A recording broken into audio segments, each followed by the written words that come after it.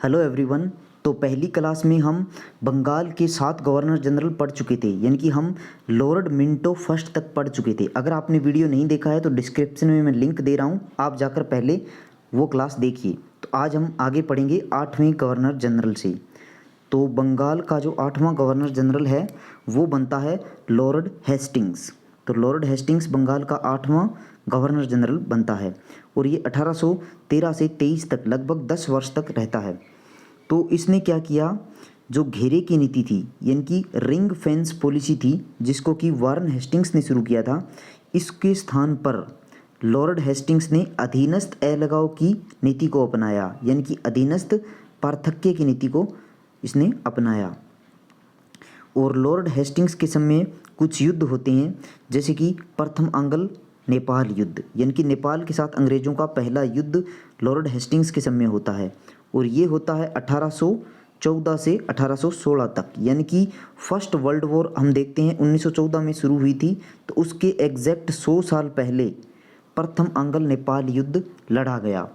इस युद्ध में अंग्रेज़ों की जीत होती है, नेपाली इसमें हारते हैं और इस युद्ध के तहत संगोली की संधि होती है। अब ये संधि काफ़ी इम्पोर्टेंट है क्योंकि आज भी इस संधि के तहत भारत को जो लाभ हुए थे वो यहीं से शुरू हुए थे। देखिए संगोली की संधि में क्या क्या हुआ। संगोली की संधि के अगर हम प्रावधान देखें तो नेपाल का अगर आप नक्शा देखेंगे तो इस तरह से कुछ देखने को मिलता है। इसके पश्चिमी भाग में उत्तराखंड है, हिमाचल है और पूर्वी भाग में सिक्किम है। तो नेपाल ने अपने पश्चिमी भाग में बहुत सारे क्षेत्र खो दिए। तो इसके तहत क्या है, हिमाचल प्रदेश की जो राजधानी हम देखते हैं शिमला, वो अंग्रेज़ों को मिल गई और हिमाचल प्रदेश का शहर धर्मशाला अंग्रेज़ों को मिल गया। और उत्तराखंड के जो शहर है जैसे कि नैनीताल, रानीखेत, कुमाऊं, मंसूरी, ये सब पर्यटक स्थल जो ठंडे पर्वतीय क्षेत्र थे वो अंग्रेज़ों को मिल गए संगोला की संधि के तहत। और जो नेपाल का पूर्वी भाग पर सिक्किम पर जो अधिकार था वो भी अंग्रेज़ों ने समाप्त कर दिया संगोली की संधि के तहत। संगोली की संधि के और क्या प्रावधान थे, काठमांडू जो नेपाल की राजधानी थी, काठमांडू में अंग्रेज़ों की जो सेना थी वो तैनात कर दी गई और गोरखा जो सैनिक थे इसी संगोली की संधि के तहत गोरखा सैनिक अंग्रेजी सेना में शामिल होने लगे और आगे चलकर यही गोरखा सैनिक 1857 की क्रांति में अंग्रेज़ों का भरपूर साथ देंगे क्रांति को दबाने में। तो ये सब लाभ थे संगोली की संधि के। आगे देखिए लॉर्ड हेस्टिंग्स। तो लॉर्ड हेस्टिंग्स ने पिंडारियों के दमन में महत्वपूर्ण भूमिका निभाई, पिंडारियों का दमन किया। इसके लिए लॉर्ड हेस्टिंग्स ने 2 सेनाएं बनाई, उत्तरी सेना और दक्षिणी सेना। उत्तरी सेना का नेतृत्व लॉर्ड हेस्टिंग्स ने स्वयं किया और दक्षिणी सेना का नेतृत्व टॉमस हिस्लॉप को सौंपा गया। यहाँ देखिए मैंने लिख दिया टॉमस हिस्लॉप, मुझे लगा ये थोड़ा सा समझ नहीं आएगा इसलिए मैंने इसको यहाँ पर भी लिख दिया। तो पिंडारियों के मुख्य नेता की अगर बात करें तो इसके नेता थे चीतू। चीतू इसको जंगल में चीता खा गया इसलिए इसको चीतू कहा गया। वासिल मोहम्मद, वासिल मोहम्मद को जो ग्वालियर के सिंधिया थे, सिंधिया ने इसको गिरफ्तार करवा दिया और बाद में इसने जेल में आत्महत्या कर ली। इसके अलावा करीम खां, करीम खां को अंग्रेज़ों ने गोरखपुर की जागीर दे दी। उत्तर प्रदेश में जो गोरखपुर है वहाँ की जागीर करीम खां को दे दी गई। इसका अगर आप ट्रिक देखें तो गोरखपुर, गोरखपुर देखें और करीम कैसी होती है, गोरी, तो गोरखपुर की जागीर किसको दी गई, करीम खां को। उसके बाद देखें तो अमीर खां, अमीर खां को राजस्थान के इतिहास में भी खूब पढ़ाया जाता है, इसको टोंक की जागीर दे दी गई। तो ये 4 नेता थे पिंडारियों के। अब देखते हैं आगे। तो देखिए पिंडारियों के बारे में एक कथन है मेलकम का, अंग्रेज अधिकारी था मेलकम, इसने एक कथन कहा था पिंडारियों के बारे में कि पिंडारी जो हैं वो मराठा शिकारियों के शिकारी कुत्ते हैं, क्योंकि पिंडारी जो थे मराठा सेना में भाग लेते थे और मराठा सेना के साथ चलते थे। इसके बाद देखिए हेस्टिंग्स, लॉर्ड हेस्टिंग्स की हम बात कर रहे हैं। तो हेस्टिंग्स के समय जब गवर्नर जनरल था बंगाल का तो यहाँ पर दक्षिणी भारत में रेतवाड़ी व्यवस्था शुरू हुई 1820 में और उसके 2 साल बाद महालवाड़ी व्यवस्था उत्तरी भारत में शुरू हुई। तो ये 2 भू राजस्व व्यवस्था थी। इससे पहले हम कॉर्नवालिस का जो काल पढ़ चुके हैं। कॉर्नवालिस के समय हमने जमींदारी व्यवस्था पढ़ी थी। जमींदारी यानी कि स्थायी बंदोबस्त भी इसको कहते हैं। स्थायी बंदोबस्त हम पढ़ चुके हैं जो कि 1793 में शुरू हुई थी। तो ये मैंने पिछली वीडियो में बता दिया है। तो अब रेतवाड़ी और महलवाड़ी व्यवस्था शुरू होती है। इसके अलावा लॉर्ड हेस्टिंग्स का एक कारण और था, लॉर्ड हेस्टिंग्स कभी भी मुग़ल बादशाह से बराबरी के स्तर पर नहीं मिलता है। अब आगे देखिए, तो रेतवाड़ी व्यवस्था का मेन प्रावधान क्या था कि इस व्यवस्था के अंतर्गत किसानों को ज़मीन का मालिक मान लिया गया। बस शर्त केवल इतनी थी कि वो समय पर लगान देता रहे, यानी कि किसान जिस भी ज़मीन के टुकड़े को जोतता था या बोता था वो उसका मालिक हो गया। अंग्रेज़ सिर्फ इतना चाहते थे कि वो समय पर लगान देता रहे। तो ये डेफिनेशन मैंने लिखी है यहाँ पर। इसके बाद देखिए, रेतवाड़ी व्यवस्था के जो संस्थापक हैं वो मद्रास प्रेसिडेंसी के 2 गवर्नर रहे हैं, एक तो कैप्टन रीड और दूसरा टॉमस मुनरो। इन दोनों ने शुरू की। 1792 में एक छोटा सा प्रयोग किया गया बारामहल ज़िले में, जो कि मद्रास प्रेसिडेंसी के अंतर्गत था। कैप्टन रीड ने यहाँ पर रेतवाड़ी व्यवस्था को छोटे स्तर पर लागू करके देखा। उसके बाद फिर 1822 में जो है टॉमस मुनरो ने इसको बड़े स्तर पर लागू किया। 1820 में लागू किया। हाँ, 1820 में टॉमस मुनरो उस समय कौन था? टॉमस मुनरो मद्रास का गवर्नर था। और मद्रास का गवर्नर आपको पता है बंगाल के गवर्नर जनरल के अधीन था। और बॉम्बे प्रेसिडेंसी की बात करें तो यहाँ पर एल्फिंस्टन नामक जो गवर्नर था बॉम्बे का, उसने लागू किया। तो रेतवाड़ी व्यवस्था में क्या प्रावधान था कि जो किसान होते थे उनको भूमि का स्वामी मान लिया गया, जबकि स्थायी बंदोबस्त में क्या था? स्थायी बंदोबस्त में जमींदारों को भूमि का मालिक माना गया था। और जो रेतवाड़ी व्यवस्था है वो ब्रिटिश भारत के 51% भूभाग पर लागू हुई। और स्थायी बंदोबस्त कितने भूभाग पर लागू थी? तो स्थायी बंदोबस्त केवल 19% भूभाग पर लागू हुई थी और ये 51% भूभाग पर लागू थी। कहाँ लागू हुई रेतवाड़ी व्यवस्था? मेनली बॉम्बे प्रेसिडेंसी और मद्रास प्रेसिडेंसी में ये लागू हुई थी। रेतवाड़ी व्यवस्था को लागू करने के कारण क्या थे? देखिए, इसके कई कारण थे। एक तो दक्षिणी भारत जो था वहाँ पर जमींदार वर्ग था ही नहीं, इस कारण यहाँ पर क्या है, सीधा किसानों को मालिक बना दिया गया, ये उनकी मजबूरी थी। और कंपनी ने ये माना कि अगर हम किसानों को मालिक बना देते हैं भूमि का, तो इससे क्या होगा कि वो भूमि को सुधार के प्रयास करेंगे। और किसानों ने कुछ समय के लिए ऐसा किया भी। और भूमि का सुधार होगा तो क्या होगा, ऑटोमेटिक उत्पादन जो है वो बढ़ेगा। उत्पादन बढ़ेगा तो अंग्रेज़ों को जो राजस्व मिलता है वो भी बढ़ेगा। इस कारण इसको लागू किया गया। और किसानों को अगर भू राजस्व का स्वामी बना दिया जाता है, इससे अंग्रेज़ों की जो अंग्रेज़ जो है वो किसानों के एक तरह से समर्थक हो जाएंगे। और इसके बाद अंग्रेज़ों को जो प्रशासनिक सुधार करने हैं वो भी आसानी से लागू होंगे और उनकी शासन की वैधता भी बढ़ेगी। ये सब सोच के अंग्रेज़ों ने इसको शुरू किया था। और इसका एक और कारण भी था कि दक्षिणी भारत में जो इन्होंने पूर्वी भारत में स्थायी बंदोबस्त आपको पता है लागू किया था कॉर्नवालिस ने। मेनली ये पूर्वी भारत में था, बंगाल, उड़ीसा, बिहार वाला जो क्षेत्र है वहाँ पर इसको लागू किया गया था। तो उसमें क्या है, कुछ कमियां थी, जैसे कि कंपनी भू राजस्व बढ़ा नहीं सकती थी, भू राजस्व एकदम फिक्स था, इसी कारण इसको स्थायी बंदोबस्त कहा गया था। तो स्थायी बंदोबस्त की ये कमी थी, इस कारण इसको लागू नहीं किया बल्कि रेतवाड़ी व्यवस्था को लागू किया। जमींदारों ने भूमि में सुधार के प्रयास नहीं किए थे, क्योंकि जमींदार तो जो थे उनके पास बहुत ज़्यादा भूमि थी, इसलिए उन्होंने कभी भी इसका प्रयास नहीं किया और ये अपने अधीनस्थ किसानों से काम करवाते थे खेतों में। तो इसी कारण अंग्रेज़ों ने सोचा क्यों न हम उन किसानों को ही डायरेक्ट ज़मीनों के मालिक बना दें, और इसीलिए ये प्रयोग दक्षिणी भारत में किया गया। तो एक कमी और भी थी स्थायी बंदोबस्त की। स्थायी बंदोबस्त में जो अनुपस्थित मध्यस्थ थे वो बहुत ज़्यादा बढ़ गए थे, यानी कि अंग्रेज़ जिस जमींदार से कर लेते थे वो नीचे छोटे जमींदारों को सौंप देता था ये काम, और वो नीचे किसानों से लेता था। इस प्रकार बिचौलिए बहुत ज़्यादा हो गए थे स्थायी बंदोबस्त में। इस कारण अंग्रेज़ों ने इन बिचौलियों को समाप्त करने के लिए रेतवाड़ी व्यवस्था में सीधा किसानों को ज़मीनों का मालिक बना दिया। तो रेतवाड़ी व्यवस्था के लाभ देखते हैं। देखिए, भारतीयों को तो लगभग लाभ नहीं हुए, लेकिन अंग्रेज़ों को इससे काफ़ी लाभ हुए। जैसे कि शुरू में क्या है, प्रारंभ में किसानों ने बंजर भूमि के सुधार करने के प्रयास किए। किसानों ने कोशिश की कि बंजर भूमि से कुछ उत्पादन बढ़ाएंगे तो उनकी आय बढ़ेगी, तो ये लाभ हुआ। और अंग्रेज़ जो चाहते थे कि प्रशासनिक सुधारों को लागू करने में आसानी होगी, तो वो भी अंग्रेज़ों ने पाया। प्रशासनिक सुधारों में किसानों ने अंग्रेज़ों की काफ़ी जो है समर्थन किया इनका। और क्या था, भारत में जो भूमि वितरण का आदर्श था वो स्थापित हुआ, क्योंकि अगर किसी किसान के पास ज़्यादा ज़मीन थी और वो नीचे दूसरे किसानों को अगर ज़मीन दे देता था जोतने और बोने के लिए, तो डायरेक्ट उस छोटे किसान को मालिक बना दिया अंग्रेज़ों ने। तो इससे क्या हुआ, भूमि वितरण का आदर्श स्थापित हुआ, यानी कि भूमि को बांटा गया ठीक से। और क्या हुआ, ब्रिटिश शासन की जड़ें मजबूत हुई, ब्रिटिश को इससे काफ़ी फायदा हुआ। और रेतवाड़ी व्यवस्था की कमियां देखें तो कमियां भी बहुत सारी थी रेतवाड़ी व्यवस्था की, जैसे इसमें दरें काफ़ी अधिक थी राजस्व की, और इससे किसानों का शोषण हो रहा था। और कंपनी क्या करती थी, इन दरों को समय समय पर बढ़ा भी देती थी। और दूसरा कारण क्या था कि कंपनी क्या चाहती थी कि भू राजस्व किसान उनको नगद में दे, और नगद में देंगे इसलिए किसानों को कहाँ जाना पड़ता था, साहूकारों के पास। तो इससे भी किसान क्या है, साहूकारों के जाल में फंसते गए। तीसरा कारण क्या था कि कंपनी ने भू राजस्व अधिकार, जो कंपनी के भू राजस्व अधिकारी थे, जो भू राजस्व एकत्र करने के लिए जाते थे, वो एक तरह से जमींदारों वाला काम करने लग गए। तो इससे भी किसानों का शोषण बढ़ गया।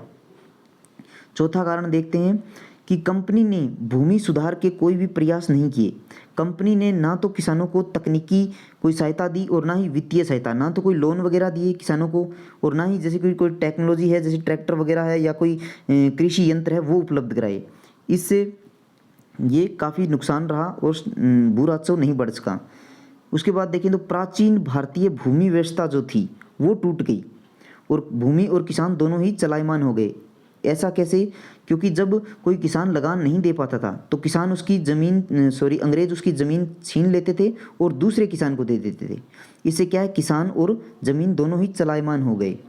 और यही बात अगली लाइन में लिखी है कि भू राजस्व वसूली में कठोरता बरती जाती थी, और भू राजस्व जमा ना कराने पर क्या किया जाता था, किसानों को उस भूमि से बेदखल कर दिया जाता था। उसके बाद भू राजस्व के लिए जो कर्मचारी थे वो बहुत ज़्यादा चाहिए होते थे। इस कारण अंग्रेज क्या करते थे, दूसरे विभागों के कर्मचारियों को भू राजस्व वसूली में लगा देते थे। इससे क्या है, प्रशासनिक दक्षता काफ़ी प्रभावित हुई और नेगेटिवली प्रभावित हुई, क्योंकि कर्मचारियों की कमी से आज भी आप देखते हैं प्रशासनिक व्यवस्था पर प्रभाव पड़ता है। उसके बाद देखिए, कंपनी जो थी उसको दक्षिणी भारत की परिस्थितियों का ज्ञान नहीं था, ना तो वहाँ की जलवायु का पता था और ना ही वहाँ के उत्पादन का कोई इनको पता था। जैसे कि इन्होंने बंगाल में स्थायी बंदोबस्त लागू किया तो बंगाल में इनको कुछ अनुभव था, लेकिन दक्षिण भारत का कोई भी अनुभव नहीं था। इस कारण इन्होंने भू राजस्व की जो अलग अलग दरें थी वो यहाँ पर निर्धारित कर दी। ये सब कमियाँ थी रेतवाड़ी व्यवस्था की। अब देखते हैं महलवाड़ी व्यवस्था। तो महलवाड़ी व्यवस्था उत्तरी भारत में लागू हुई थी।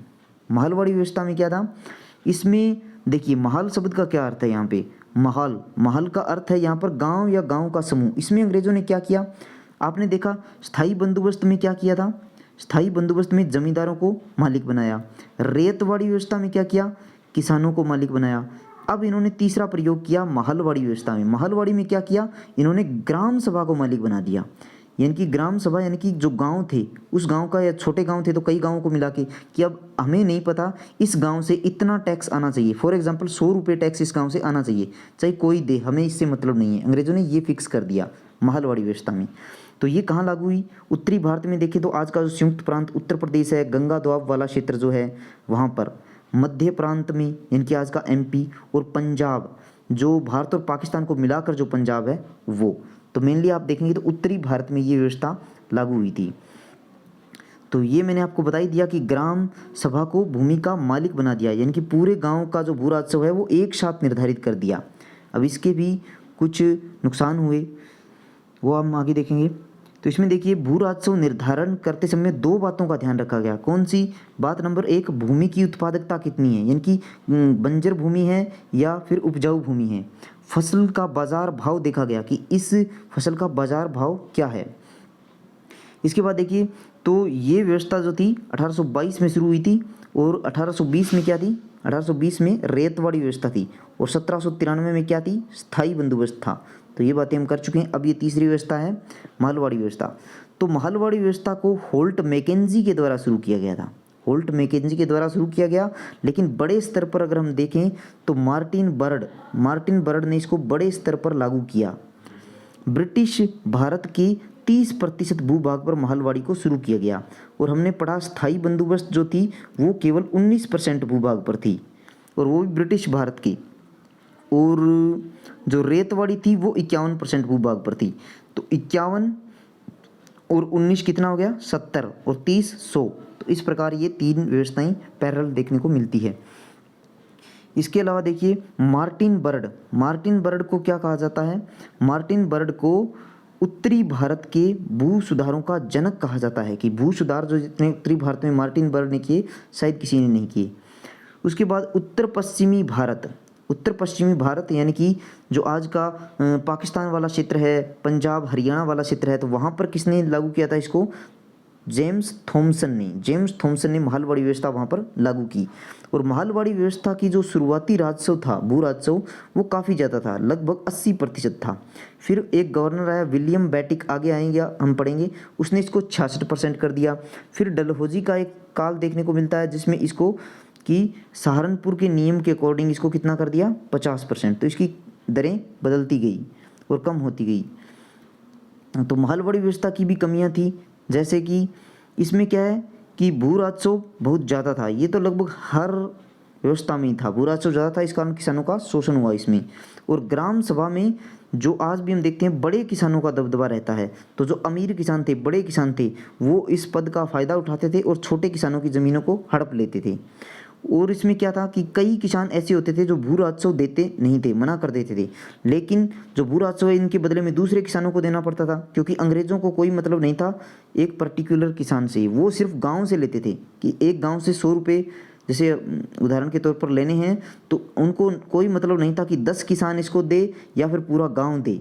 तो इस कारण दूसरे किसानों पर इसका बोझ पड़ता था और इससे सामाजिक व्यवस्था बिगड़ गई। आपसी सद्भाव जो था वो बुरी तरह से प्रभावित हुआ गाँव का, ये एक नुकसान था। तो इसके बाद देखिए तृतीय आंग्ल मैसूर युद्ध होता है लॉर्ड हेस्टिंग्स के समय। ये भी एक इम्पोर्टेंट घटना होती है, तृतीय आंग्ल मैसूर युद्ध। तो तृतीय आंग्ल मैसूर युद्ध में क्या होता है? 1817 से 18 में देखने को मिलता है। इसमें पिंडारियों के दमन को लेकर ये युद्ध शुरू हुआ, क्योंकि पिंडारियों का दमन मैंने आपको बताया कि हेस्टिंग्स ने किया था, इस कारण ये युद्ध शुरू होता है। और पिंडारी जो थे वो मराठा सेना में काम करते थे। युद्ध में मराठों की निर्णायक हार होती है, तीसरे आंग्ल मराठा युद्ध में निर्णायक हार होती है मराठों की, और पेशवा का पद समाप्त कर दिया जाता है। तो मराठा के साथ 3 युद्ध हुए थे। पहला युद्ध मैंने आपको बताया था वारन हेस्टिंग्स के समय हुआ था, 1775 से 1782 तक चला था वो, और 1782 में सालबाई की संधि हुई थी और वो युद्ध समाप्त हुआ था। दूसरा युद्ध हुआ था विलेजली के समय, जिसमें बसीन की संधि की थी और इन्होंने की थी बाजीराव सेकंड ने। तो अब क्या किया, तीसरे आंग्ल युद्ध में बाजीराव सेकंड को पेंशन देकर के बिठूर उत्तर प्रदेश में कानपुर के पास भेज दिया और शिवाजी के एक वंशज प्रताप को सतारा का शासक बना दिया। ठीक है, उसके बाद देखते हैं चार्टर एक्ट। तो 1813 में जो चार्टर एक्ट आया था उसके कुछ प्रावधान देखते हैं। तो इसमें क्या किया गया, जो कंपनी का एकाधिकार था, कंपनी का भारतीय व्यापार पर एकाधिकार था, वो ब्रिटिश गवर्नमेंट ने इसको ख़त्म कर दिया। लेकिन जो चाय का व्यापार था और चीन देश के साथ जो व्यापार था उसको बनाए रखा गया। और तीसरा प्रावधान था चार्टर एक्ट का कि भारतीय जो विद्वान हैं उनको प्रोत्साहन दिया जाएगा। भारत में वैज्ञानिक शिक्षा, साहित्य के प्रचार और पुनरुत्थान हेतु हर साल 1 लाख रुपए का खर्च किया जाएगा। इसके अलावा एक प्रावधान और किया गया कि ईसाई धर्म प्रचारकों को भारत में धर्म प्रचार की अनुमति दे दी गई। ये 4-5 प्रावधान थे जो आपको यहाँ देखते हैं 1813 के चार्टर एक्ट के। इसके बाद देखिए अगला गवर्नर जनरल आता है जॉन एडम। ये केवल 1 ही साल के अंदर आता है और चला जाता है, कुछ ही महीनों का इसका कार्यकाल है। इसने क्या किया, इसकी 2 ही बातें हैं, इसने प्रेस पर प्रतिबंध लगाया और इसके अंतर्गत इसने मिरातुल अखबार पर प्रतिबंध लगा दिया। मिरातुल अखबार राजा राम मोहन राय का था जो फारसी भाषा में छपता था, इस पर प्रतिबंध लगाया। इसके बाद अगला गवर्नर आता है लॉर्ड एम हर्स्ट। तो एम हर्स्ट जो था इसके समय 1823 से लेकर के 28 तक एक युद्ध हुआ, प्रथम आंग्ल बर्मा युद्ध 1824 से 26 तक। अब पीछे मैंने आपको बताया था नेपाल युद्ध हुआ था लॉर्ड हेस्टिंग्स के समय, वो 1814 से 16 तक चला था। तो 1814 से 16 तक चला और उसके एग्जैक्ट 10 साल बाद देखिए युद्ध हो रहा है एम हर्स्ट के समय बर्मा युद्ध, यानी कि भारत के जो पड़ोसी देश हैं उनके साथ युद्ध हो रहा है। तो हमारा पूर्वी पड़ोसी है जो बर्मा, अब उसके साथ युद्ध किया एम हर्स्ट ने, और इस युद्ध में अर्ल ऑफ अराकान की उपाधि दी गई इसको। एम हर्स्ट को अंग्रेज़ों ने उपाधि दी अर्ल ऑफ अराकान की। और ये युद्ध समाप्त हुआ यांडबू की संधि के साथ। यांडबू उस समय बर्मा की राजधानी थी। और इस युद्ध के समय एक विद्रोह भी देखने को मिलता है जो कि बैरकपुर छावनी में हुआ। पश्चिम बंगाल में है बैरकपुर, हुगली नदी के किनारे। तो यहाँ पर जो 47वीं नेटिव इन्फेंट्री थी उसके सैनिकों ने विद्रोह कर दिया। विद्रोह का कारण क्या था कि जो सैनिक थे वो भारतीय परंपरा के अनुसार समुद्र पार नहीं करना चाहते थे। इस कारण ये विद्रोह हुआ और इसको बैरकपुर विद्रोह कहा जाता है। तो पूछा जाता है कि बैरकपुर विद्रोह किस गवर्नर जनरल के समय हुआ, तो ये एम हर्स्ट के समय हुआ था। उसके बाद देखिए आगे आ जाते हैं ब्रिटिश भारत के गवर्नर जनरल। ये हम अगली क्लास में करेंगे। तब तक के लिए आप देखते रहिए और वीडियो को जितना हो सके शेयर कीजिए, और इससे मुझे मोटिवेशन मिलता है और मैं अगली वीडियो जल्दी ही लाने का प्रयास करूँगा। धन्यवाद।